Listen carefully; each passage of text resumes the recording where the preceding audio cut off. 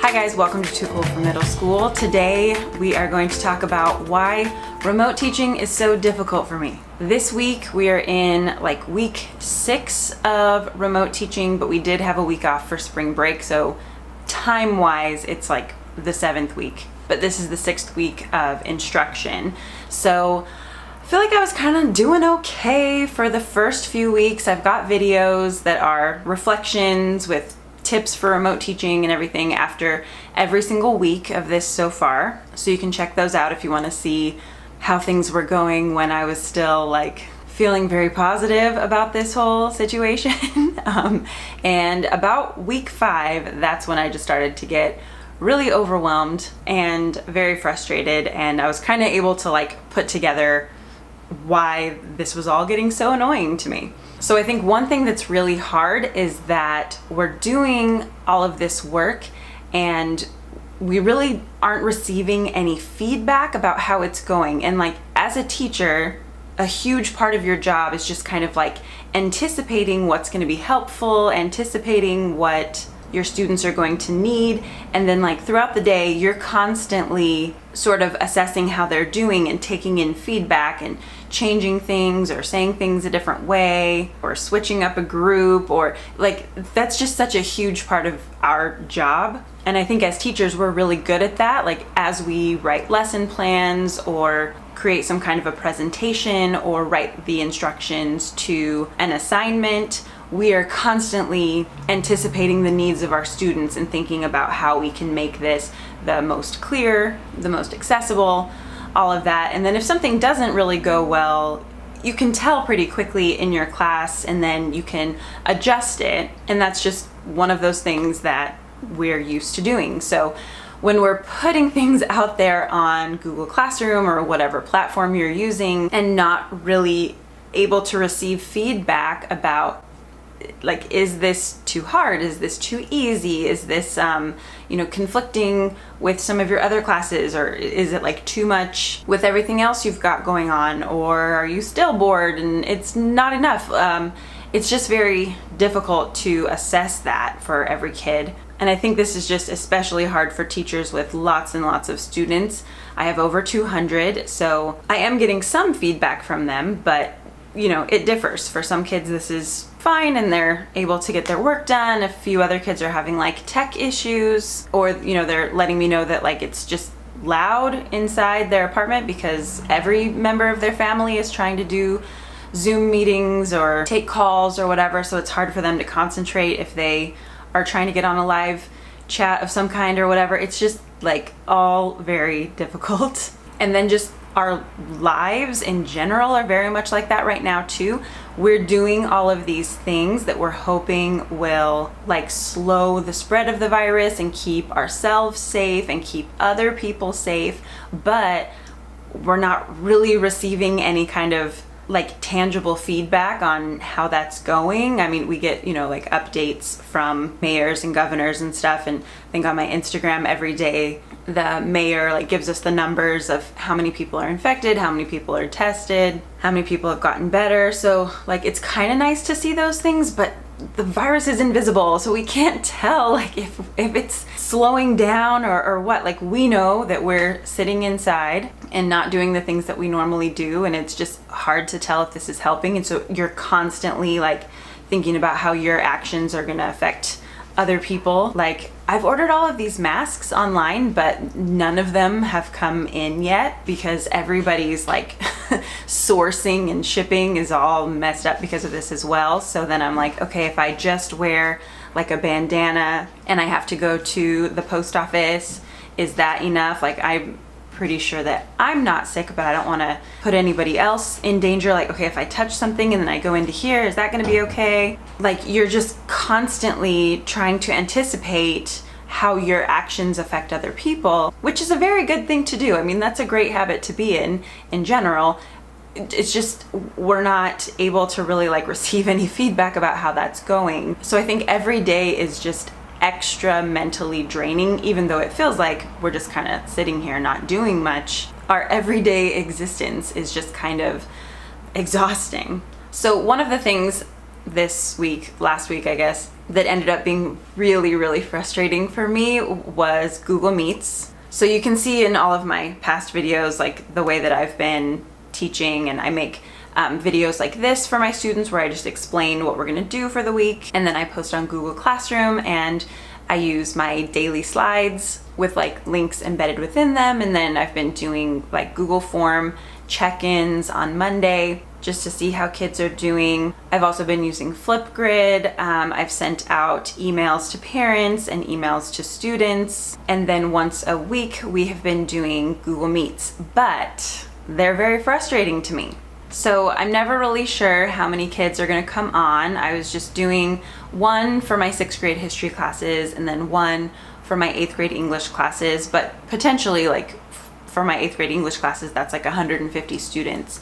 And I didn't realize this, but our district had a security setting on all of our Google Meets so that I always had to like accept the invitation of every kid coming in. And this was just because there have been people like Zoom bombing or whatever, all the different meetings. And so they did that for Google Meets and then also for Zoom, as I understand it. So they just kind of like upgraded the security for any live chats that we were doing.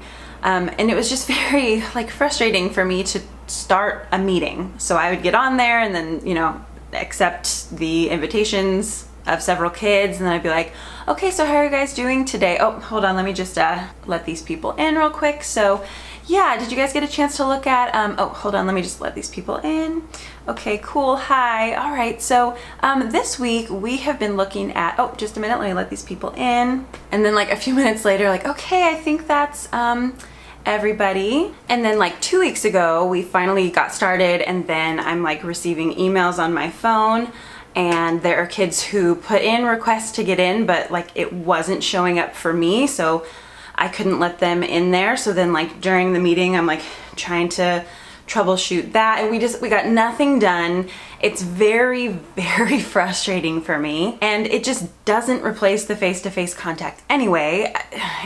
I don't like it. I don't like it at all. So I did all of this research, like trying to figure out how to kind of circumvent this on Google Meets, but I didn't realize that my district had like put this setting on there that I have absolutely no control over. So my lowest point was lying there in bed, not being able to sleep because I was thinking about, am I doing everything that I should be for my students? Am I doing things right? Is this too hard for them? Is this too confusing for them? Am I doing too much? Am I doing too little? I don't know. And then also thinking like, okay, am I being safe enough? Is there anything else that we should be doing just in general with this pandemic? How long is this gonna last? And then like reading the news about these people who are having these stupid protests, and just like my mind spiraling just thinking about how these people have like no capacity for thinking about how their actions influence other people, and just like generalizing about like, most of these people are white, most of these people are male, and as they move through the world in general, they never have to think about how their actions affect other people, and just like and just being very frustrated about that, and then being like, okay, I've got Google Meets tomorrow with my students, so you know, like earlier I had spent almost the whole day like watching all of these different YouTube videos and tutorials, and like looking at what everybody else is doing on Twitter and on Instagram, and using like the nickname thing, and having this like little presentation that they see when they come in. So even as I'm like letting people in, they could like start off by like answering some kind of a question, and then when we all get in, we get... So my low point was when I was still up at 4 in the morning, and I was like messaging with people on the East Coast where it was 7 in the morning, and they were like still helping me set things up. I couldn't sleep, and I just like really wanted it to go well the next day and just have like a successful Google Meet thing. Yeah, so I got like 2 hours of sleep maybe, and then the next day we tried the Google Meet with my 8th graders, and it did not work at all. I was in a totally separate one from them because our email domains at the end are slightly different, and so the district settings do not allow those to be in the same one, and it was just so freaking annoying. I about lost it. So with my 8th graders, it just didn't work at all. And then I have a 6th grade one right after that. And so I just like scrapped everything that I had done and just like sent them a link, and then they got on. And by then I was so tired and I was so frustrated. I started crying in front of my computer with all of them there, and they're like, "Are you okay?" It's like, "No, I'm not okay. I'm really frustrated and I don't like this." And now that we have everybody here finally, I need a minute, so I gotta go. So it was just too much. And then I had like hundreds of DMs of people like, "Oh, try this, try this, try this." And like, it's not the issue. That's not the problem. The problem is with my district settings. So I emailed my district, like tech help. I'm like, "Can I change this somehow?" And they're like, "No, this is just how it is." And I was like, okay, so I'm done. We are not doing Google Meets anymore.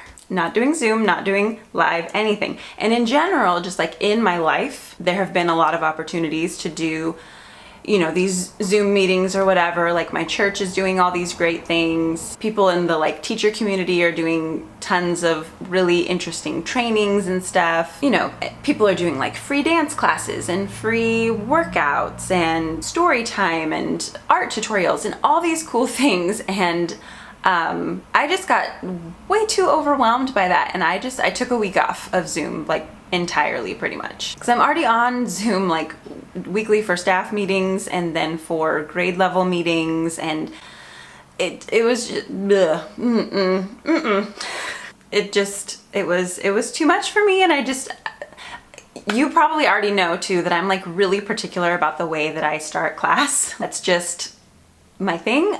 We do our Lin-Manuel Miranda tweet, and that's how we start off, and I always have everything prepared, and I don't like to waste people's time, and I don't like time to be wasted in general, and it was just, I couldn't handle it. So we are not doing Zoom stuff anymore, and I am only doing it when it's like required of me, like my job depends on it, or I do this like Bible study that I actually really, really enjoy, and I don't have to let people in, and it's kind of a smaller group. And yeah, so I'm limiting my live chat time a lot, which I think is perfectly fine, because let me tell you the schedule that I have figured out that works for me. And I can't even really figure out how to get this like any lower, but here's the thing for me. I need to work weekends. Weekends are when I'm gonna get the majority of my work done so that it's all ready for students on Monday morning. Listen, I don't wake up early. I'm not gonna have things up like by 8 a.m. daily. So I need to do things the night before or just ahead of time in general. My sleep schedule at the moment is 2 a.m. to 10 a.m. and it's just probably not gonna change. So that's how we're operating over here. Okay, so this is what I'm currently doing. Saturdays, I plan all of my lessons for the week. I've been doing like a weekly schedule thing in Lucid Press that's just cute. It's just pretty. It helps me to see it. I assume that it helps some students to have an idea of what's coming during that week. So I do that part of it for my 6th graders and for my 8th graders. I do the daily slide for like Monday, but I really do hold off on those and just put them up like the night before, because I don't want to put like all 5 of those up. Like I want kids to be able to click on that link that they have had since the beginning of the year for the Google Slides and just see what's going on for that day. And then everything else that we've done previously is there as well, but the first slide is always the current day. So I want that there.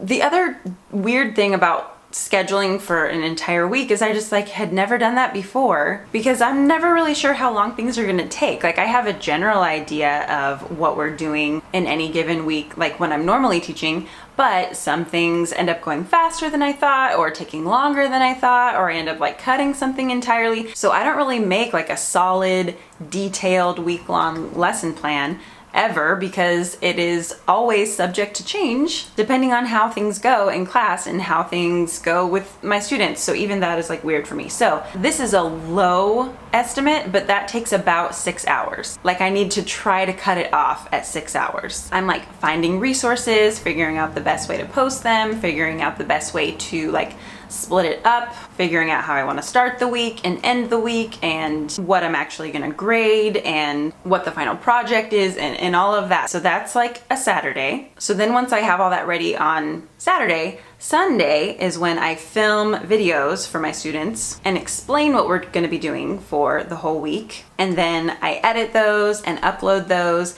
and like while things are exporting and uploading and stuff, I'm also working on grading the things that came in from the previous week. So again, that's at least 6 hours, like probably more. But Sunday's pretty important because I want everything to be ready for them Monday morning. Some of these kids are still like waking up early and, you know, looking at everything right when they wake up. And like some kids just want to get their schoolwork done and out of the way kind of early in the morning and then be able to do what they want to do for the rest of the day. So I want that to be available to them. So I make sure to get everything done, you know, like by Sunday night. And so again, 6 hours it took longer than 6 hours, but I'm going to try to keep it to 6 hours. Mondays, I have 2 hours of faculty meetings, and then I'm also continuing to grade on Mondays. It's just like not really possible to get it all graded over the weekend. And I talked about how we're grading in my last video, but it's just either 100% or excused. But even that takes a long time. And then I'm getting lots and lots of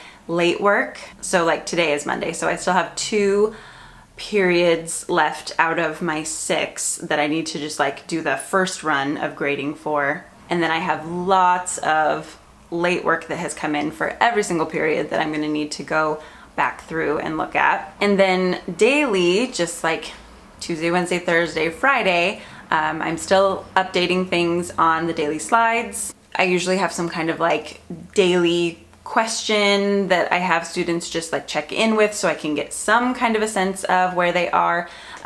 Because like, for example, this week for my 8th graders, we are working on listening. That's the standard that we're doing this week. So for Monday, their assignment is on ListenWise, and they're listening to an interview about what it's like to practice Ramadan in the United States. Quite a few of my students observe Ramadan, so I wanted them to be able to kind of connect with that story, and then for the rest of us to be aware of what they are experiencing right now. So that was a listening activity that also has like questions that come afterward. And then for the rest of the week, they are going to be choosing an audiobook from Audible and then listening to that and just kind of like doing little mini check-ins throughout the week. And I will link below a Google slide that I made that, you know, it just, all of these things take a really long time, and it's worth it to me, but it just takes a long time. So I went through all of the free teen books that Audible is offering, because not everything is free. It kind of seemed like, oh, free Audible for all students, but it's like select books that are free for them. Some of them look good, some of them were kind of So I went through and chose a few that looked interesting and then put those on a Google slide and linked that book to its image so kids can just like get there immediately. So I will link that for you in case you want to push that out to your students. It's super easy once it's done. So yeah, it's kind of an independent thing, and it's, you know, just a great time to try out a new medium. I don't really listen to audiobooks all that often, but I have started to during this quarantine. I think on Instagram I was like, I don't really like Audible, I'm gonna cancel my subscription. And then all these people gave me really good recommendations. So I've been actually listening to audiobooks while I like grade and post things on Google Classroom and stuff, because it does take so long. So it's kind of nice to have that in the background. So yeah, all of that takes time. And then also, I can't remember if I said this, but on Monday, I've just been doing a little check-in just to try to get some feedback and kind of gauge how things are going with them. And like if they're doing work, how that's going, or if they're not doing work, why they're not doing work. So that has been useful as well. But I mean, it takes a little while to make a Google form. I don't know, maybe 30 minutes just to make sure that everything is good and all your settings are how you want them and everything. So it just takes quite a while. And then I've got to go over to, you know, like switch my kind of like brain train of thought and go over my 6th grade stuff. And we are doing ancient Greece right now. And I found some really good things on Teachers Pay Teachers that work very well for distance learning. But it's kind of like the kids teaching themselves and just getting the information, you know, from videos and then just like taking notes and stuff, which is good. I mean, that's a legitimate way of learning, but I also want to see something from them besides just like their notes and their summaries and stuff. So we've also been using Flipgrid this whole time, and they actually did some really funny projects last week on Flipgrid. It was supposed to be like a little skit, kind of like charades, acting out one of the forms of government in ancient Greece, and a lot of them used like their stuffed animals, or they like drew some kind of a cartoon, or they had little like pieces of paper that had like 16 years later or what. They were really creative and really good. Those were fun to watch. And this week they'll be doing something kind of similar with Athens and Sparta. So I know that they're getting good stuff. And right now, like half of my 6th graders are doing the work and about a third of my 8th graders are doing the work. It's just weird. Like I feel like I could still be doing more, but I need to stop. Like I have to stop myself and not do more. And I see like what other people are doing on Twitter and on Instagram and stuff, and I'm like, oh, I should try that too. Like, no, they are not in your same situation. You do not have to do what they do. I have to remind myself of that as well. So, but I think overall, do the things that come kind of naturally to you and that you enjoy and that are pretty easy for you. So if your Google Meets or Zooms or whatever have been going really well, and you know, you do like the Kahoot games and stuff, and you have kids coming, like keep doing that. That's great. I have colleagues who are still doing those, and that's like super effective.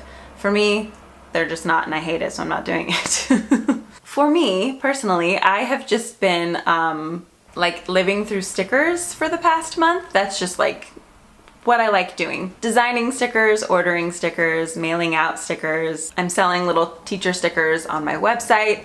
I love doing that. I love filling out envelopes. I love writing down people's addresses. I love putting on the stamps and the return address label. I love all of that. I don't know why. I just do. I love mail. So I made stickers for my students. Here they are. They say, I can learn anywhere. And then it's hard to see, but it says, Love Mrs. Forbes down in the corner. So I ordered a bunch of these. I think I have 50 here, and then I decided to order 50 more.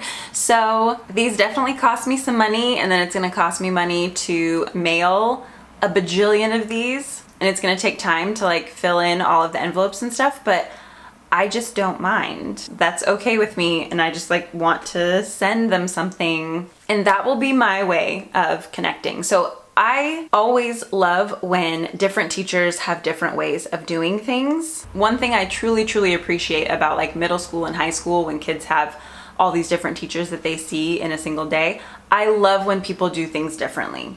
I know there are advantages to like cohesion and keeping things like streamlined and stuff, but I love when different teachers just do what is in their strengths, because I do not have all of the strengths. So I like to just do what I can do. I'm gonna send stickers.